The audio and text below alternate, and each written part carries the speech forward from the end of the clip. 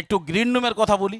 আমি গ্রিন রুমে ছিলাম, অনেক বন্ধু আমার সঙ্গে দেখা করতে এসছেন। কে বলে সমুদা কেমন আছেন, কে বলে দাদা ভালো তো। একজন বন্ধু গিয়ে বলছেন সমুদা, আমি হ্যাঁ দাদা। বলে দাদা আপনি তো শম্ভু মণ্ডল। আমি হ্যাঁ দাদা।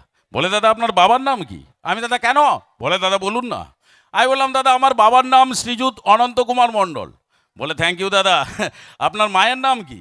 আমি দাদা কেন গো, ইন্দিরাবাস আসছে নাকিও? বলে দাদা আপনার বাড়ি কোথায়, এখানে কে ইন্দিরাবাস দেবে, তাছাড়া আমি নিজে পাইনি, আপনাকে কে দেবে? আমি তাহলে আপনি যে জিজ্ঞেস করছেন। বললে না দাদা বলুন না।